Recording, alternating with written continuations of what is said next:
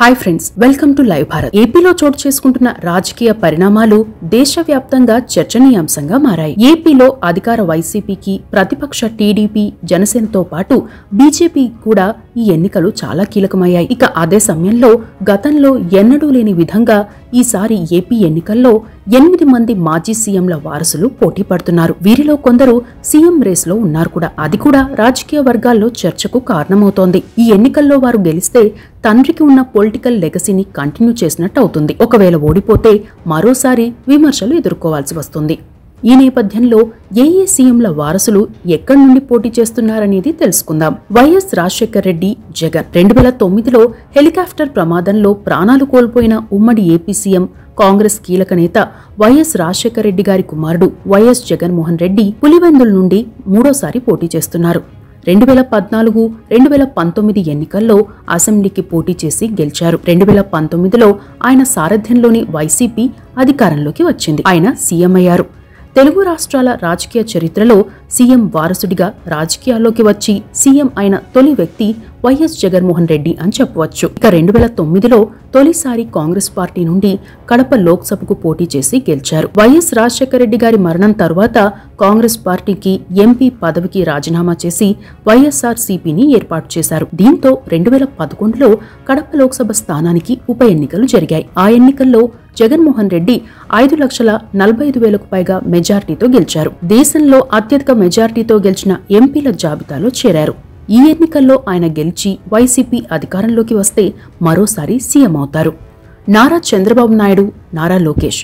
ఉమ్మడి ఏపీతో పాటు రాష్ట్ర విభజన తరువాత ఏపీకి సీఎంగా చేసిన నారా చంద్రబాబు నాయుడు కుమారుడు నారా లోకేష్ మరోసారి మంగళగిరి నుండి పోటీ చేస్తున్నారు. 2014 తర్వాత ప్రత్యక్ష రాజకీయాల్లోకి వచ్చిన నారా లోకేష్ ఎమ్మెల్సీగా ఎంపికయ్యారు. చంద్రబాబు నాయుడు సారథ్యంలోని టీడీపీ ప్రభుత్వంలో 2019 వరకు ఏపీ ఐటీ మంత్రిగా చేశారు. 2019 ఎన్నికల్లో మంగళగిరి అసెంబ్లీ నియోజకవర్గం నుండి తొలిసారి అసెంబ్లీకి పోటీ చేశారు. అయితే ఆ ఎన్నికల్లో ఆయన వైసీపీ అభ్యర్థి ఆళ్ల రామకృష్ణారెడ్డి చేతిలో దాదాపు 5,000 ఓట్ల తేడాతో ఓడిపోయారు.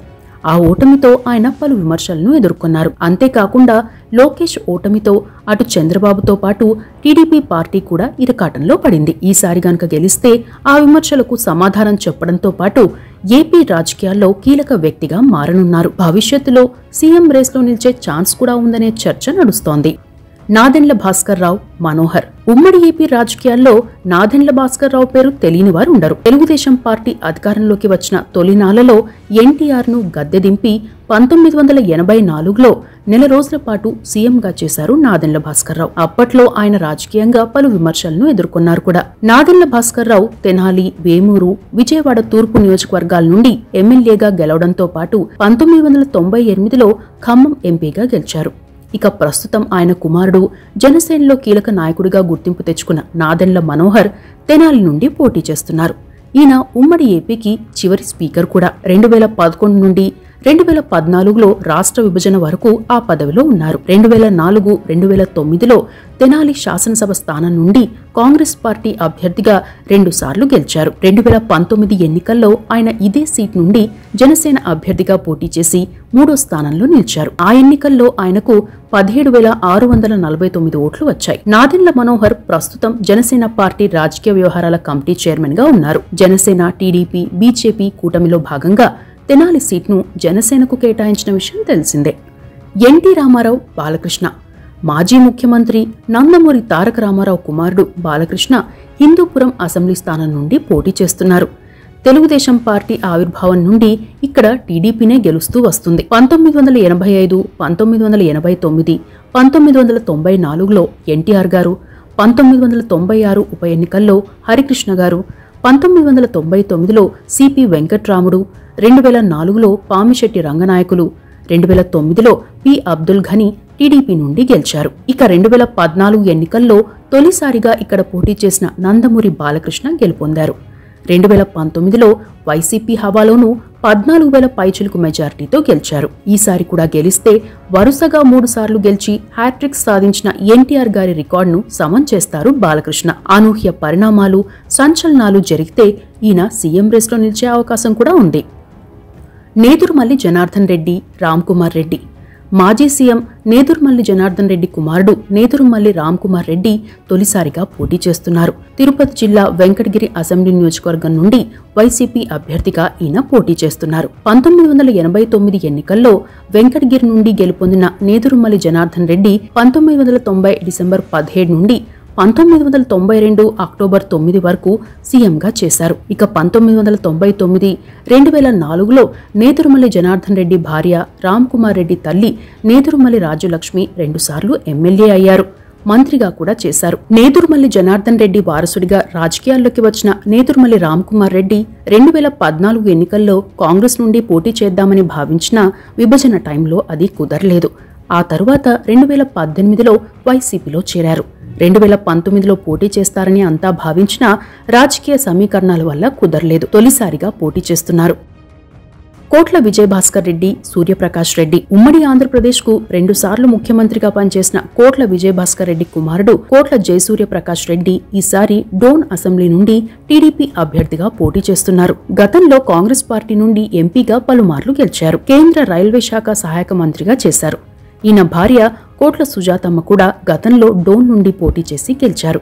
అయితే 2014లో కోట్ల జయసూర్యప్రకాష్ రెడ్డి ఇక్కడి నుండే పోటీ చేసి ఓడిపోయారు.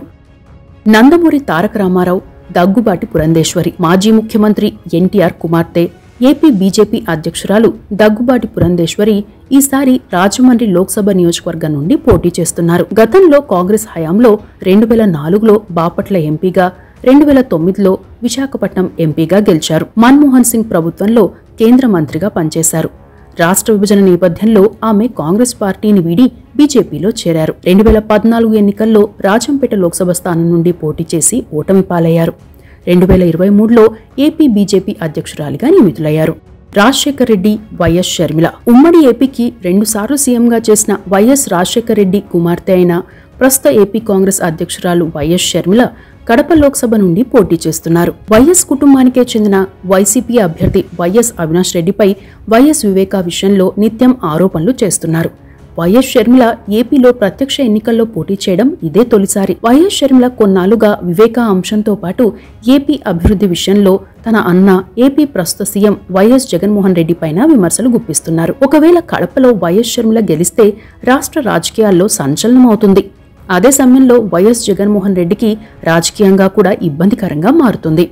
వీరే కాకుండా మాజీ సీఎంల బంధువులు కూడా ఈసారి ఏపీ ఎన్నికల్లో పోటీ చేస్తున్నారు. ఉమ్మడి ఏపీ చివరి సీఎం నల్లారి కిరణ్ కుమార్ రెడ్డి సోదరుడు నల్లారి కిషోర్ కుమార్ రెడ్డి ఈ ఎన్నికల్లో పీలేరు అసెంబ్లీ స్థానం నుండి పోటీ చేస్తున్నారు. ఇక నల్లారి కిరణ్ కుమార్ రెడ్డి బీజేపీ అభ్యర్థిగా రాజంపేట లోక్సభకు పోటీ చేస్తున్నారు. ఉమ్మడి ఏపీ మాజీ సీఎం కాసు బ్రహ్మానందరెడ్డి కుటుంబానికి చెందిన కాసు మహేష్ రెడ్డి మరోసారి గురజాల అసెంబ్లీ నుండి వైసీపీ అభ్యర్థిగా పోటీలో ఉన్నారు. ఉమ్మడి ఏపీ సీఎంగా చేసిన కాసు బ్రహ్మానందరెడ్డి సోదరుడు వెంగళరెడ్డికి ఈయన మనవడు. ఈయన తండ్రి కాసు వెంకటకృష్ణారెడ్డి నర్సారావుపేట ఎంపీగా, ఎమ్మెల్యేగా గెలిచారు. టంగుటూరి అంజయ్య, రాజశేఖర్ రెడ్డి, నల్లారి కిరణ్ కుమార్ రెడ్డి మంత్రివర్గాల్లో ఆయన పనిచేశారు.